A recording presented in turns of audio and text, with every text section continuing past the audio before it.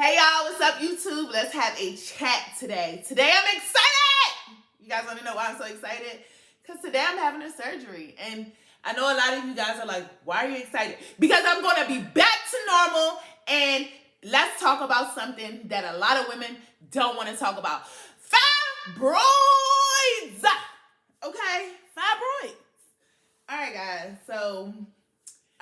so today I'm having fibroid surgery. I'm getting them taken out. Only have one, but let's talk about it.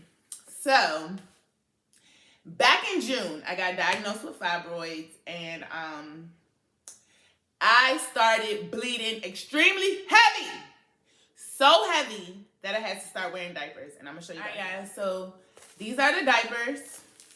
So imagine walking around in pull-ups as a grown-ass woman, because you cannot control what is coming out of your body. I literally was dropping blood clots the size of my fist, and I wish I could drop the picture for you guys, but it's a lot. It's a lot to handle. If you're a queasy person, you can't look at it. So I started dropping out these blood clots. Crazy, because it was the day I was about to release my Fit ID line. So I was taking a photo shoot. Check out Fit ID Apparel on Instagram. So I was taking a photo shoot, and I was telling my homegirl, like, I'm dropping these big blood clots. I'm sorry that I keep having to go to the bathroom. And I'm just checking me out. And she suggested calling the doctor. We called the doctor. My doctor was like, as long as you're not faint, it's cool, come in on Monday. So when I go in on Monday, they were like, okay, we need the blood to stop. And by this time, I've probably been bleeding for about 12 days. So in June, I realized that my period was no longer following my birth control. And if you take birth control, you know that you know what day your period is coming and you know what day your period is ending. Okay? But when I started a little bit before June, probably like April, March, I started noticing that my birth control was no longer doing that. I didn't know when it was going to come, and I didn't know when it was going to go. And like I said, so here we are in June, and now it's suddenly heavy. I couldn't wear a heavy pad. I couldn't wear anything but these diapers. And when I say these diapers, I was changing them probably every 2 hours, because that's just how heavy it was. I could not control it. I literally could not control anything that I was doing. So they gave me a medication to stop my period. Of course, it's COVID season, so I had to get tested for COVID before I can go in to literally find out what this is. So we took the medication for like 2 weeks, stopped the period, then took the COVID test, was negative, and then was finally able to go in and get a ultrasound.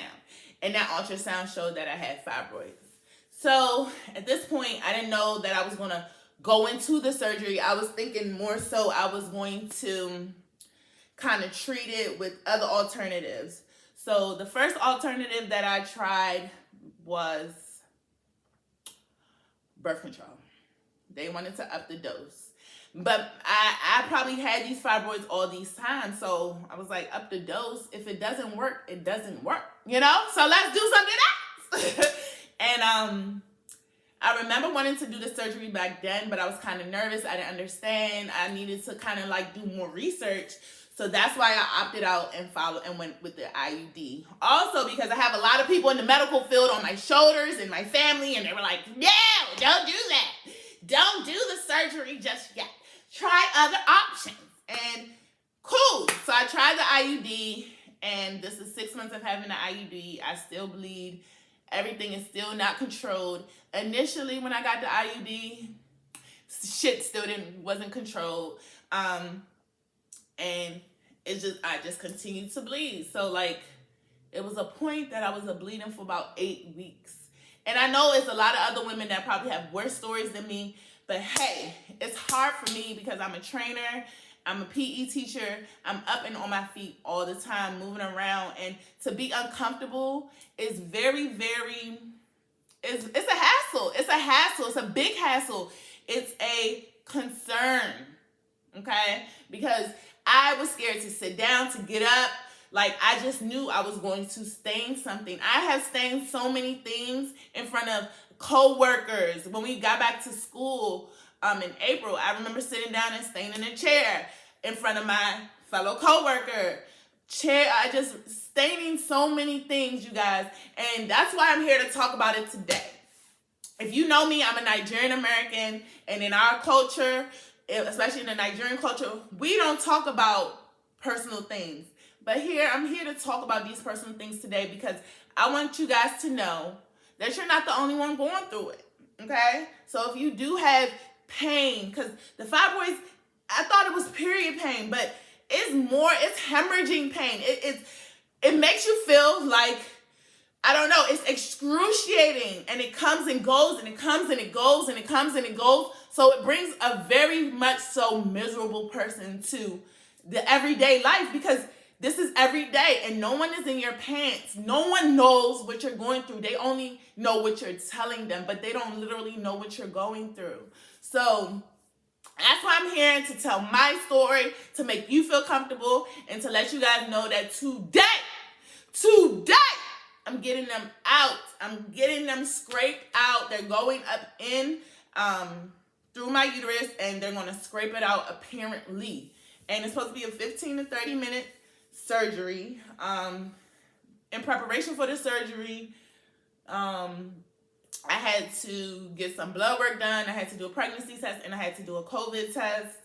And I just had plenty of phone calls with the doctors and the nurses and the care providers, just like letting me know the process and what I'll be going through and what is next. Okay, so that is what's next. I will be off from training and working for about a few days, but I will be back to tell you guys how it went, and to encourage you guys, if you have anything that is bothering you, that may be embarrassing and upsetting and making you miserable, find a solution. There are solutions to things, to make things better. Don't live a life where everything is horrible.